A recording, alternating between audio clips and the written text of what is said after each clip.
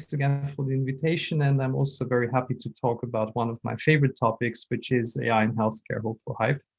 You just introduced me already, so I'm sorry. Yeah. So I won't say too much about me. So my background is quite varied. This I would like to add. So I have a background in medicine, neuroscience, ethics, data science, and AI. And everything that I talk about is from this quite varied point of view, trying to get these different fields together.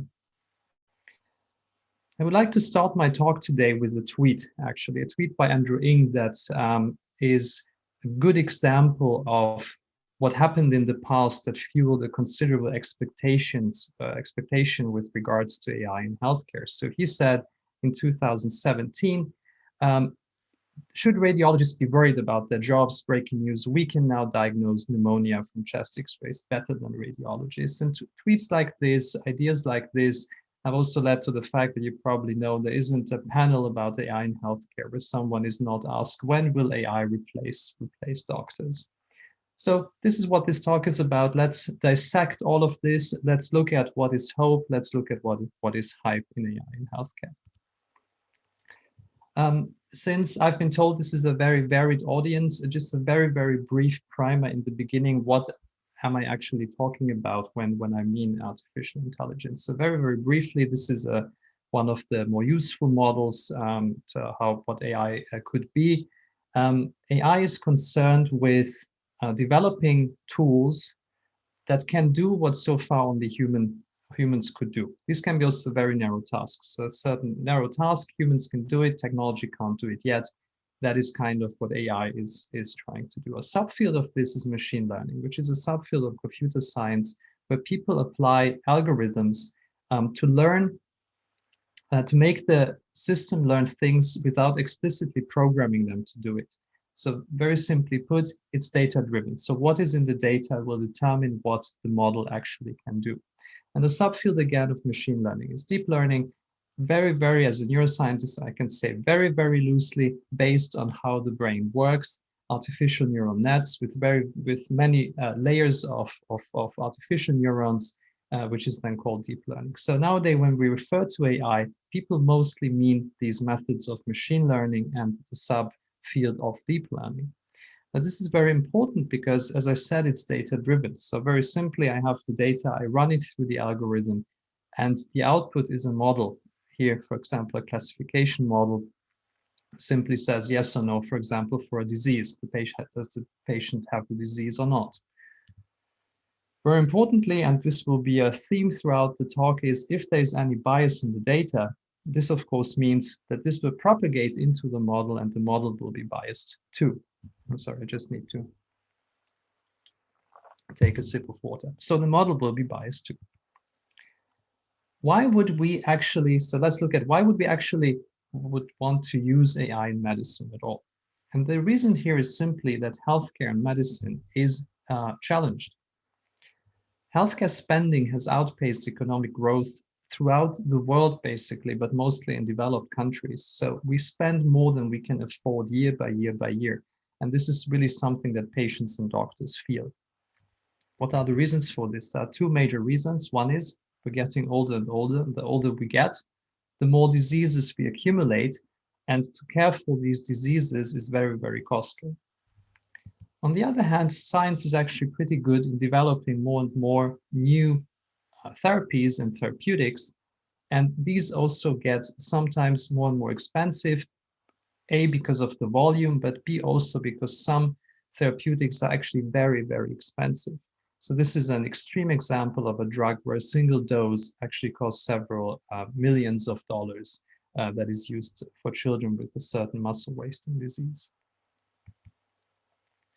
So here comes the promise, the hope, so to say, of artificial intelligence, that the application of it will lead to an improved quality for patients or for the healthcare system in general, while at the same time reducing costs. There was in the beginning, so in 2020, there was a published report, end of 2020, of Deloitte, that in the European Union alone, a widespread adoption of artificial intelligence technology could lead to 400,000 lives be saved, 200 billion euros of saving, and 1.8 billion hours of free time and this annually. Sounds pretty cool. If you think that sounds too good to be true, but look at it. Sorry, I was just about to say, what are the means how this could be achieved? Better and more accurate diagnostics, improved processes, improved outcome, and reduction of side effects. Now we come to the point, does that sound too good to be true? Maybe it does, which leads us directly to the challenges. And the main challenge, which, as I mentioned, I have a very, very diverse view, also having a certain view for a startup view, working with startups, having been also in projects that were aiming at acceleration. And the main problem that I see is that many of you read about these headlines, AI was better than radiologists, and what AI could do and what AI could achieve. But then when you actually look into the clinical setting at the moment, there's a considerable lack of certified and this is the most important part, validated products. I think many people would be surprised to understand that there are basically a few hundred max AI in healthcare products that are even available to healthcare professionals. And I'm not aware of a single one that is really well validated clinically so that actually doctors are kind of forced to use it because if it is the standard of care. So we have a huge translational gap. What we mean by this is that there are many proofs of concept, but there's very little clinical adoption. I would like to outline a few areas that I think are key areas why there are big challenges and why clinical adoption of AI in healthcare products is not working as well as we want it to work. And the first one is precision medicine. Now, what is precision medicine? Let's assume you go to the doctor with a certain disease, a very fitting one, some respiratory disease. So let's say you go to your doctor, they diagnose, and let's say they diagnose a bacterial infection. So very different to what is going on right now in the world, but a relatively simple bacterial infection, and they prescribe you antibiotics. Now, I'm not sure if you ever wondered about it, but there is one dose for everyone. So that means that a 50-kilogram person will get the same amount of antibiotics, basically, if it's a simple one, I mean, not in every disease, but very often, than someone who has much more body mass.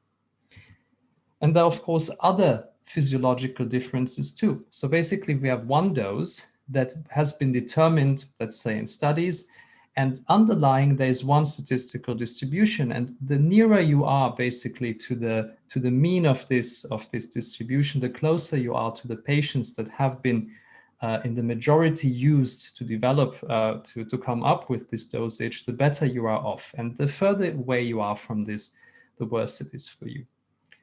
Now, the reality is probably that there are several subgroups of patients that would require different dosages. And this is what precision medicine aims to do, to identify patients having characteristics of a certain subgroup and come up with individualized treatments. Now, AI is a very, very good methodology to achieve precision medicine. But it's very important that AI is a tool. It's not a medical approach, it's a method. So many AI applications are in fact precision medicine applications. Precision medicine is the idea, AI is the tool. Unfortunately, when you talk to people developing this, they are often not aware that they are actually doing precision medicine. They say, but I'm doing AI. The problem here is that precision medicine has very, very specific challenges which need to be accounted for. For example, it's very, very tough to validate precision medicine approaches because for validation studies, you need enough patients for each subgroup. And that can make clinical validation, especially when you run a randomized clinical trial for several subgroups, it makes it very, very costly. If you don't factor that into your business plan, into your validation plan and everything, then you might run into a huge wall at a certain point in the product development process. Reproducible science. You might have heard that there is in many areas of science, so-called reproducibility crisis. And unfortunately, and maybe not surprisingly, given the hype and how many people do it, it's not different in AI research, and especially not in AI in healthcare research. What do we mean by reproducibility crisis.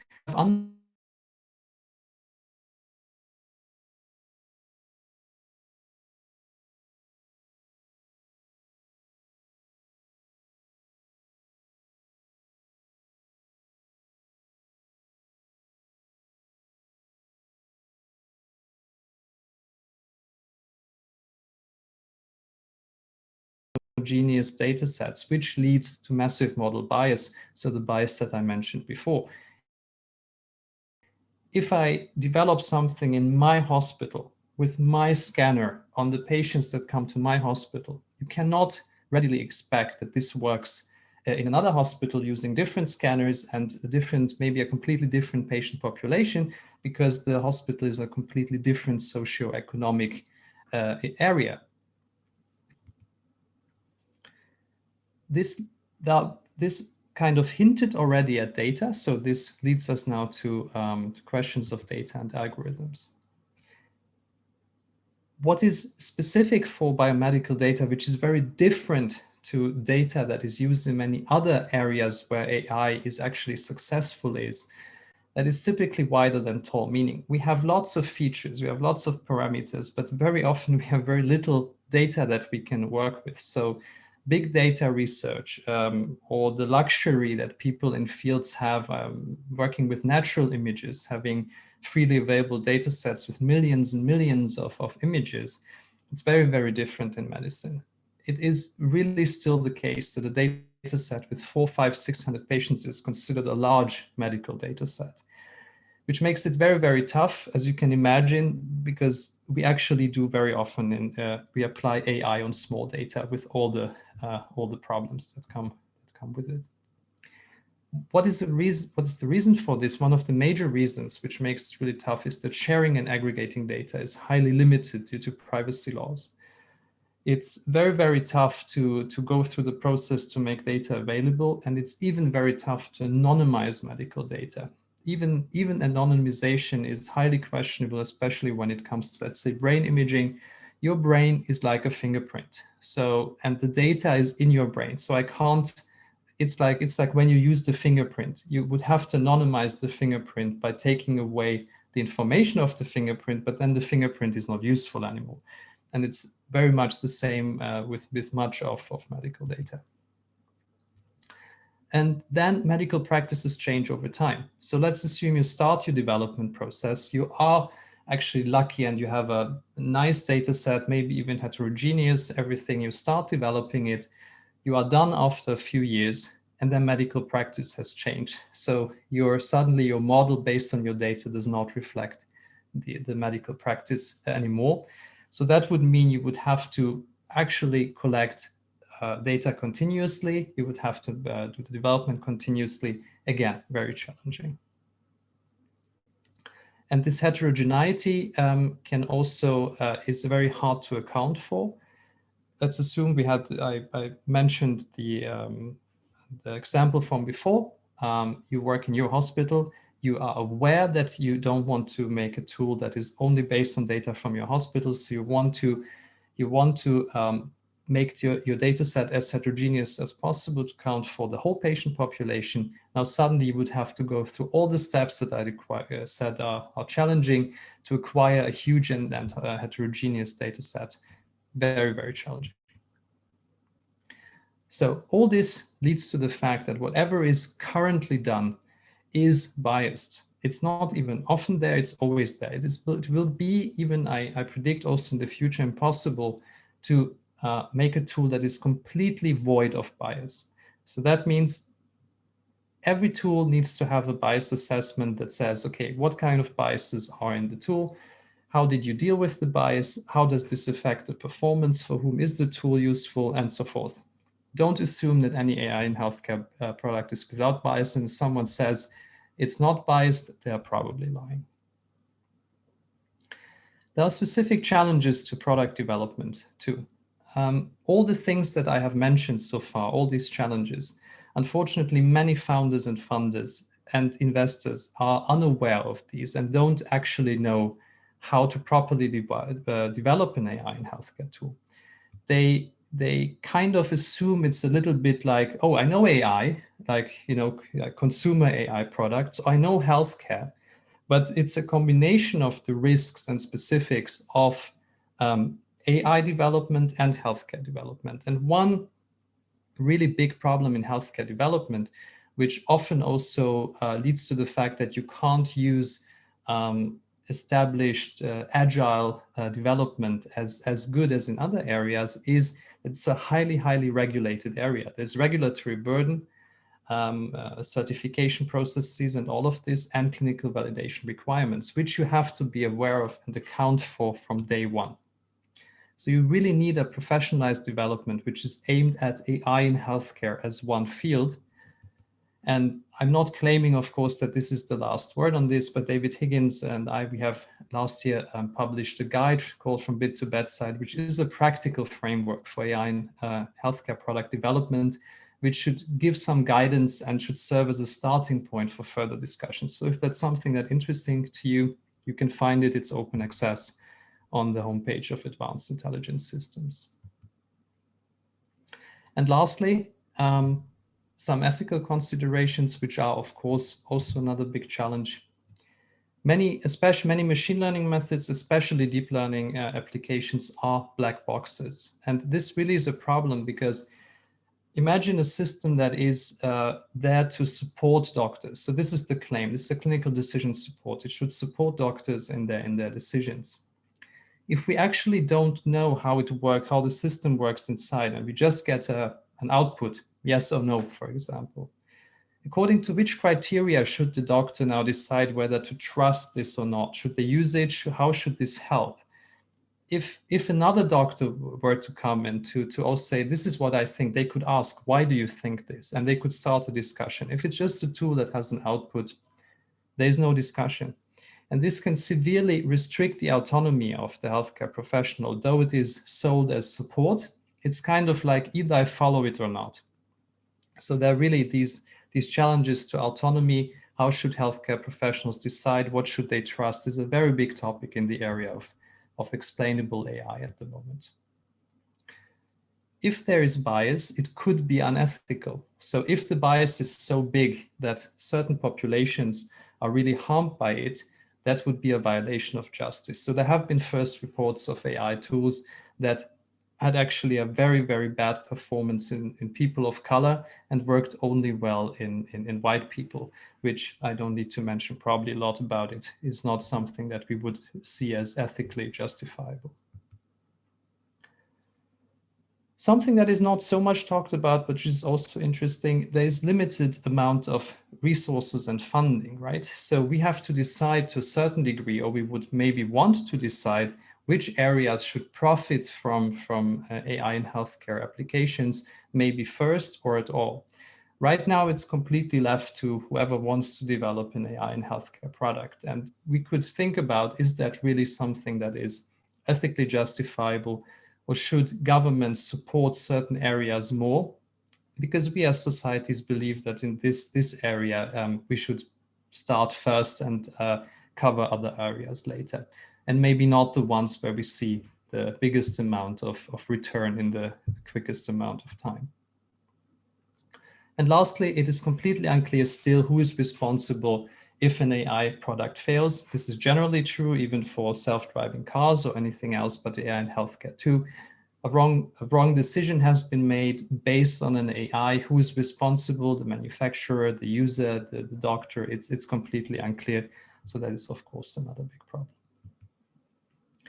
I come to my conclusions, and there are really big promises for AI in healthcare. This is the hope. And don't get me wrong, I work in the area. We also do applied research. I think the methods are very elegant, and I really see that in many areas, this hope can become true. However, much of the hype is ignoring the big challenges. So we need to kind of cut away the hype and become more realistic with regards to what we can expect and how quickly we can expect it. And let's have a quick look. So remember what Andrew Ng said in 2017. Let's have a quick look what he says today. So this was in 3rd of May, 2021. And suddenly it sounds like this. Andrew Ng X-rays the AI hype, the one that he created himself. And he says, and I'm just going to focus on these two things that I highlighted. It's great, but AI in healthcare is still a long way away from real world use. And he says, so even though at the moment in time, on a specific data set, we can show this works, the clinical reality is that these models need a lot of work to reach production.